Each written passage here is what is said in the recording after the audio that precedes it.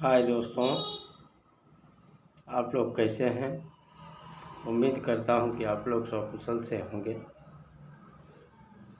मैं बैद्यनाथ पुनः वार्ड सचिवों का संघर्ष की कहानी भाग 2 में उपस्थित हूं।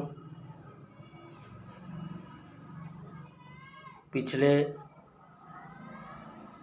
संघर्ष की कहानी में भाग 1 में आप लोगों ने यह सुना कि किस प्रकार से हम लोग का पद का सृजन हुआ और हम लोग किस प्रकार से काम किया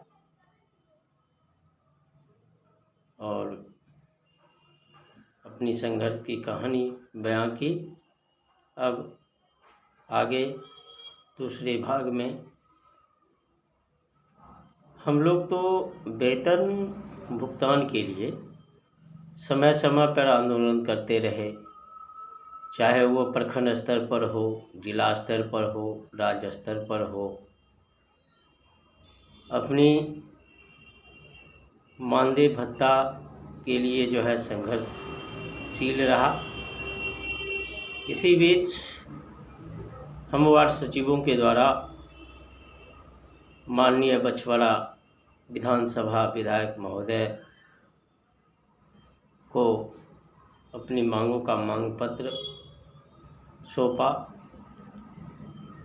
तो उनके द्वारा आश्वासन मिला कि आप लोग धैर्य रखें और ईमानदारी पूर्वक अपने कामों को करते रहें। सरकार आप लोगों के लिए एक न एक दिन अच्छी खबर लेके आएगी। ठीक उसके पश्चात उसके बाद वार्ड सचिवों के द्वारा प्रखंड विकास पदाधिकारी महोदय को भी मांग पत्र दिया गया।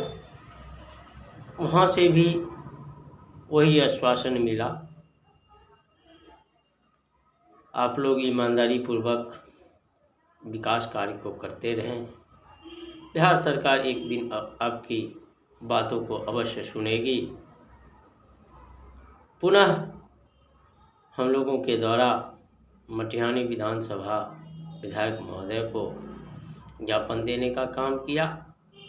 फिर वही आश्वासन मिला। हम सभी सचिवों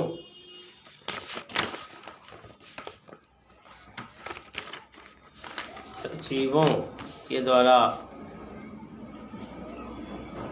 प्रदेश में बहुत ऐसे प्रखंड हैं जहां पर पहचान पत्र निर्गत किया गया वार्ड सचिवों का, जिससे कार्य करने में परेशानी या दिक्कत नहीं हो, आसानी से विकास कार्य को करते रहें।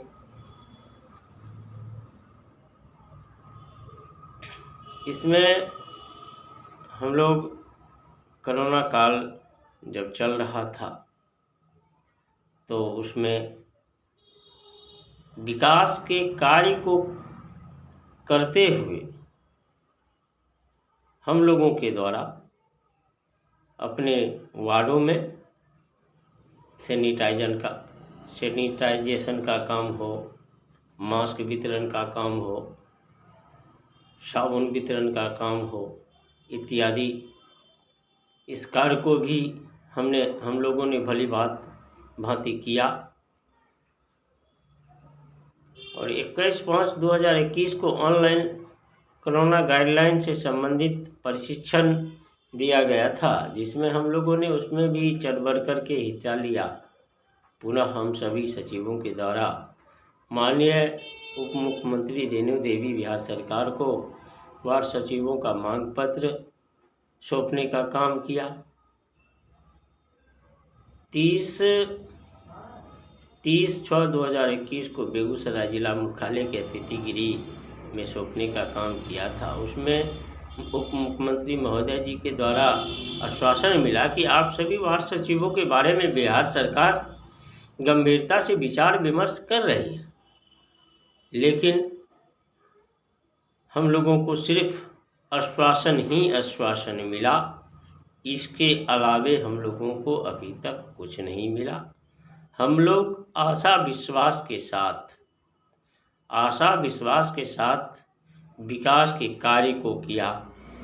बिहार सरकार का जो गाइडलाइन आया, निर्देशानुसार हम लोगों को जो भी काम दिया गया उसको भली भांति ईमानदारी पूर्वक करने का काम किया।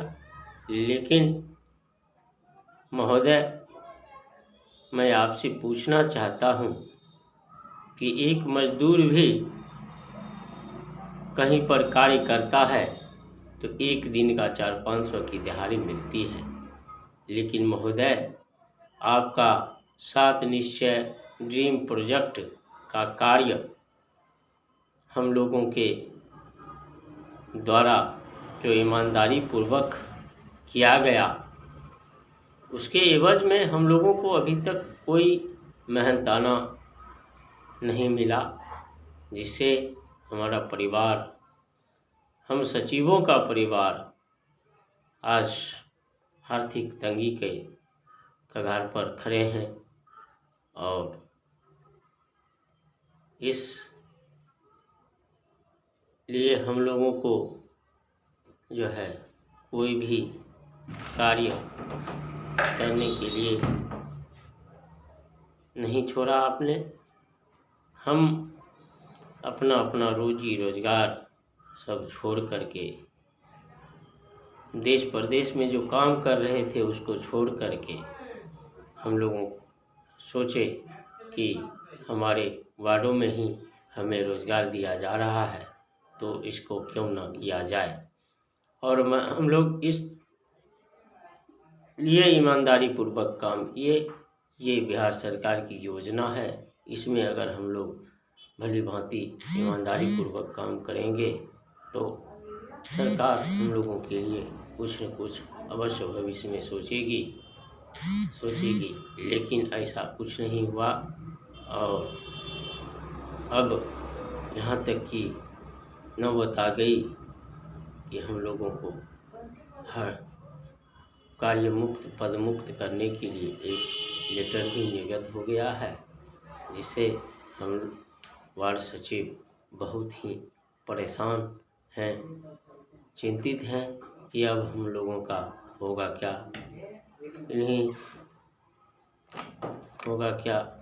इसलिए महोदय, इस पर जितना जल्दी हो सके आग्रह विनती निवेदन है कि माननीय बिहार के मुखिया श्री नीतीश कुमार जी इसको जितना जल्द हो सके संज्ञान में लेकर काम करने का, हम लोग को नियमित करने का, मानदेय भत्ता देने का, एक सम्मानजनक मानदेय देने का और सरकारी कर्मी का दर्जा देने का काम करेंगे, जिससे 1,15,000 वार्ड सचिवों का परिवार आपको धन्यवाद देगा और सदा ऋणी रहेगा।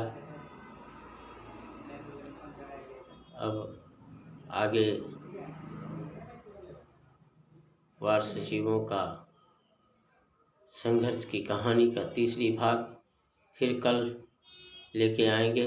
तब तक के लिए स्वस्थ रहें, सुरक्षित रहें। धन्यवाद।